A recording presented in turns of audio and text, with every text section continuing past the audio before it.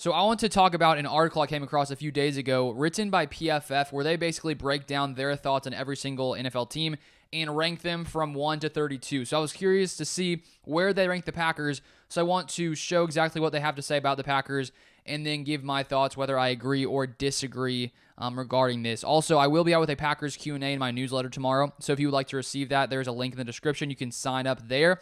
So this is what they had to say. This is written by Dalton Wasserman and Jim Wyman. So the Packers are ranked 27th by PFF going into 2023. Personally, I think this is too low for the Packers, but I also see why they would rank them so low.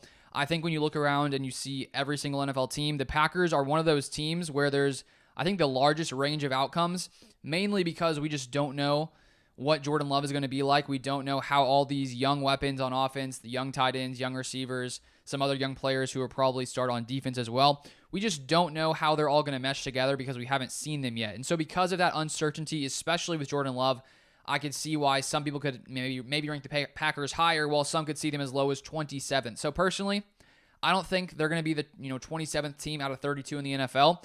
I honestly have too much confidence in Jordan Love to think that that's where they'll be ranked. And I think that the only way they are ranked that low is if Jordan Love comes in and mightily struggles in 2023. But I just think that when you look at the 3 seasons he spent under Aaron Rodgers, you look at the talent he already has, his athletic ability, and I don't think the Packers would have moved off of Rodgers so easily if they didn't think Love had a chance of being really, really good. So it's not to say he's going to be one of the top 5, maybe top 10 elite quarterbacks, but I wouldn't be shocked if Jordan Love is at least like the 15th best quarterback in the league. And I think because we haven't seen him, that's why there's so much uncertainty about how good the Packers will be. But PFF seems to be leaning on the lower side. So there's a few different comments they have about each, a few different things, the biggest strength, biggest weakness, and then the biggest X factor. So I'm going to read their quotes real fast. So here they say biggest strength, halfbacks. Aaron Jones and A.J. Dillon headlined a backfield that finished with a league-high 91.9 rushing grade in 2022. Dillon profiles as a power back while Jones offers more versatility with his quickness and route running. Jones actually finished just 1 catch behind Allen Lazard for the team lead. Both will be leaned on heavily in 2023 given the transition from Aaron Rodgers to Jordan Love. And I think that because of how good this backfield is, considering they are, I'd say, one of the best in the league in Aaron Jones and A.J. Dillon, I think that does give the Packers a much higher floor on offense, regardless of how good Jordan Love is, because the Packers will have that ability to rely on the run game lots this year, and that's going to help Love, especially in his first season, and it's going to help the Packers greatly, especially in the play-action game. And so I think that in itself gives the Packers a higher floor than if they had a weaker backfield. We also are bringing back many of the same offensive linemen who later in the season were starting last year. So I think that that's obviously a big strength, as PFF noted. Then here we have biggest weakness. They say lack of dynamic pass catchers. Christian Watson showed flashes as a rookie en route to a team-leading 77.8 receiving grade and 3 100-yard games. However, he did not have another game with at least 50 yards. Last season, Lazard led the team with just 60 catches and 788 yards, while Green Bay's tight end group was among the least productive in the NFL. Losing Devontae Adams was going to hurt, but Green Bay may have underestimated how important he was to their success. So once again, there's so much uncertainty here, partly in the receiving room as well, but I do think that we can't underestimate as well Christian Watson and Romeo Doubs, who both had a ton of playing time the rookie season, probably more than most rookies do, especially when it comes to Green Bay. They had so much time the rookie year with Rodgers that I think that they're going to take big steps forward coming into year 2. And now they are the oldest receivers here in this Packers receiving room, which is wild to say because they're only in their second season. But I do think that they're going to take big steps forward this next year. And then I think, too, when you look at the rest of the receiving threats, I think that a guy like Jaden Reed, second-round receiver, Jaden Reed has a chance, I think, in the next couple of years to be even more productive than a guy like Allen Lazard. I think he has more speed, more quickness. He's obviously built a little different. But I think that once these guys get playing time with Love and Watson and Dobbs, all these guys, there's a chance that this offense and these weapons are even more dynamic and speedy and more successful than the Packers' weapons were last season. And, the thing is, it could take time because they are so young, and we don't know how long it'll take for them to really learn this offense, because a guy like Lazard obviously knew what to do and how to block and all those kinds of things.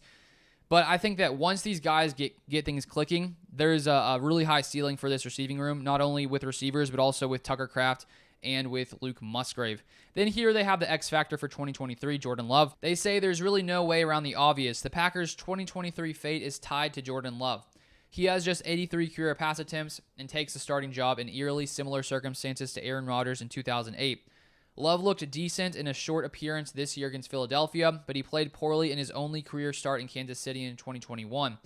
If he can elevate the young talent around him, the Packers will be thrilled. If he falters, Green Bay could be picking toward the top of the draft in 2024. So in the end, the Packers' success, most of it comes down to Jordan Love. That's why QBs are obviously paid the most in the NFL, because they're the most important player on every single team. And there's not many great teams that have bad QBs or bad QBs that are on great teams. And so the Packers' success mostly hangs on Jordan Love and how he is going to play in 2023. So it really comes down to, what do you think about Jordan Love? And based on that is what you're going to think about the Packers in 2023. Because if he stinks, the Packers will have trouble being a good team unless the defense can carry them, which we'll see. I think there's some, hopefully that can happen. Who knows? I think there are some question marks on defense as well. But if Jordan Love comes in and plays at an elite level, the Packers will be great as well. So it really does come down to Jordan Love.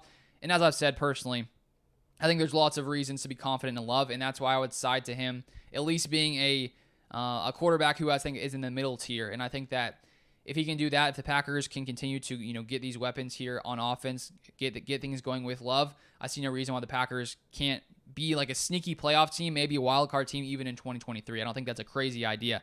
So we'll see what happens. Feel free to comment your thoughts where you think the Packers should be ranked. I do think 27 is too low. I think that's worst case scenario.